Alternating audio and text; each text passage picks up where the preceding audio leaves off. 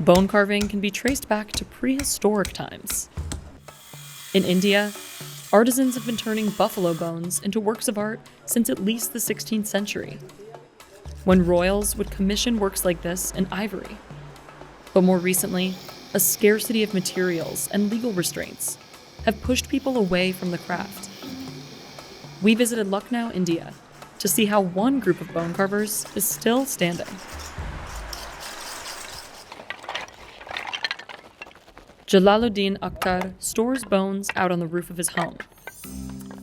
He has enough stock to last him 6 months. कभी खराब नहीं होती है. हम इसको अगर 100 साल रखेंगे तो 100 साल खराब नहीं होगी. These were once widely available when traders sold them out of giant warehouses. But now, Jalaluddin has to get them from butchers instead. Down in the workshop, Jalaluddin cuts the bones into smaller pieces. He learned the art from his uncle in 1980. It's been in his family for over 50 years. And in his lifetime, he's seen the industry change. देखिए पहले जो है जब हमने काम ये सीखा था तो बहुत अच्छा काम था. ये अभी इधर जो है 10 सालों में थोड़ा बहुत डाउन हो गया काम. इतना डाउन हो गया है कि समझ लीजिए कि 70% काम खत्म हो चुका है. Jalaluddin chops down the bone to make it straight.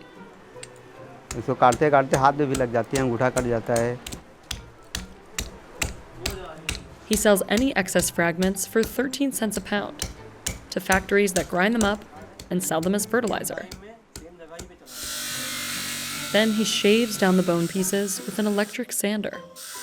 इसको फ्लैट कर रहे हैं ताकि हमें एक दूसरे में चिपका सकें. Electricity is expensive and sometimes unreliable in this part of India, so not all bone carvers can afford to run tools like these. The Akhtar family says that's part of the reason many have left the craft. These pieces will later be glued together to form a lampshade. But first, Jalaluddin needs to boil them with baking soda. अब इसका हमें oil निकालना है इसका जो है.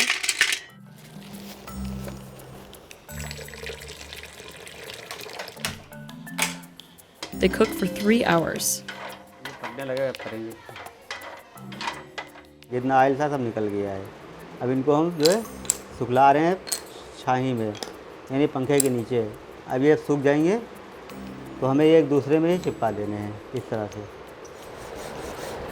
He files down the edges so that they align when he glues them together. In the past, there were workers who specialized in this step. But now, Jalaluddin has to do all the processes himself. Once the glue is dry, he drills tiny holes to create a piece called the net. He used to do this by hand, but the drill press has made the process much more efficient. अब जो हमने ये किया है 5 minute में हमने किया है. अगर हम ये हाथ से करते तो कम से कम 20 मिनट लगते हैं इसको बनाने में. Then he submerges the bones in hydrogen peroxide to clean them. जैसे हमारे डॉक्टर वगैरह जो है जख्म साफ करते हैं. Normally, the pieces lay out in the sun to whiten, but when it's rainy, Jalaluddin uses a light bulb instead. अब ये 6 घंटे ये जो है चलता रहेगा, जलता रहेगा. और इसी गर्मी से जो है अंदर ये जितने पीसेस हैं हमारे सब वाइट हो जाएंगे. He polishes each piece with this buffing machine. And then puts all the parts together to create the shape of a lamp.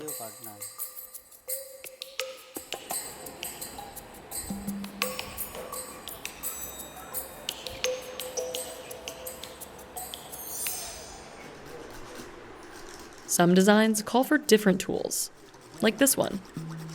The artisans hand make it themselves. तो हम लोग छाते की तीली से बनाते हैं. पहले छाते की तीली लाते हैं, उसको घिसते हैं, फिर उसमें दाने काटते हैं, फिर धार लगाते हैं, फिर एक लकड़ी का वो होता है बेटी, उसमें ठोक करके फिर वो जाके औजार तैयार होता है और उससे जाली बनती है. Akheel is one of Jalaluddin's 3 sons. He's hand carving holes with the help of a wooden anvil. समझ लीजिए बोन कार्विंग काम करने के लिए ये बहुत मेन चीज़ है. ये ना हो तो बोन कार्विंग काम बहुत करना मुश्किल हो जाएगा, बिकॉज इस पर ही सारे हाथ वाले काम होते हैं. जैसे कि The block keeps the piece in place while workers carve. They used to fix the wooden blocks into the ground, but over time, they started using a stone to weigh down the block instead. अगर आप मिट्टी में ये चीज़ गाड़ते हो लकड़ी को तो उसको कहीं ले नहीं जा सकते हो। अब इसको क्या आप कहीं भी उठा के ले जा सकते हो। Akheel learned the craft at 14 years old and won a state award at 18. But he wasn't always excited about the job. पहले तो हमें लगता था कि बहुत मेहनत है, कि पापा लोग को देखते थे सुबह 6 बजे से काम करना शुरू कर देते थे, रात से 1 बजे तक काम ही क्या करते थे। Now he sees potential in it. ये ऐसा कोई एंड नहीं है, आप कुछ भी बना सकते हो। दिमाग चलाते रहें, इम्प्रूवमेंट करते रहें तो कुछ भी बना, तो कोई सीमा ही नहीं है, कुछ भी बनाते रहिए तो और मज़ा आता है करने में। Akheel and his father work with just one or two other artisans who have different expertises. Salahuddin Beg's specialty is engraving. ये सब मैं हाथ से ड्राइंग करता हूँ, कोई मेरे पास खाका नहीं है, कोई मेरे पास फरमा नहीं है। ये सब एक दूसरे से मोशन बना हुआ है, एक दूसरे को देख रहे हैं। Many bone carving designs resemble architecture from the Mughal Empire. 18th century buildings still stand from when the Muslim dynasty ruled India. Back then, royals commissioned artisans to carve ivory to their liking. But when the ivory trade was banned in the 1990s, carving bones from camels or buffaloes became a legal and cheaper alternative. The Akhtar family says their business peaked during the early 2000s with support from the government. Jalaluddin won a national award in 2012. And a couple years later, the government sent him to Brazil to show off his work. तो वहाँ पे जो है बहुत अच्छा है, यानी यहाँ से बहुत अच्छे पैसे वहाँ थे कि जो चीज़ हम यहाँ 20 रुपये में बेचते थे तो वो चीज़ वहाँ 400 रुपये में खरीद रहे थे लोग शौक से। But soon after, the Akhtars said with a new administration, funding shrunk. And business hasn't been the same ever since. फिर उसके बाद में सरकार जब बदली फिर धीरे धीरे वो गिरता चला गया। आज वो दौर हो गया है कि अब समझिए 30% काम बचा है। Then in 2017, the government put restrictions on slaughterhouses and forced many of them to shut their doors, cutting off artists' bone supply. कम से कम यहाँ पे 5 से 6 कारखाने थे, अब वो धीरे धीरे करके एक कारखाना बचा, बाकी सब खत्म हो गए। The raw materials became too expensive for such a small market. Some artisans went abroad for better work, and others didn't pass on the craft within their families. अब धीरे धीरे तो ऐसे ही लगता है कि आगे चल कर के 10-20 साल के बाद क्या होने वाला ये तो पता नहीं है। Today, the Akhtar family teaches workshops to people in the community. It's part of the government's initiative to save the art. It pays for the students to attend the classes, and for the Akhtars to teach them. Bone carving अगर आज थोड़ा बहुत बची भी है तो इसमें सरकार का बहुत योगदान है। अगर सरकार ने ज़रा भी इंटरेस्ट ना लिया होता तो शायद बोन कार्विंग ख़त्म हो गई हो। And while the pandemic has slowed down classes and regular business, it's also given the Akhtars time to develop new designs, like this lamp. It sells for around 12,000 Indian rupees, or $200. They export most of their products to foreign customers.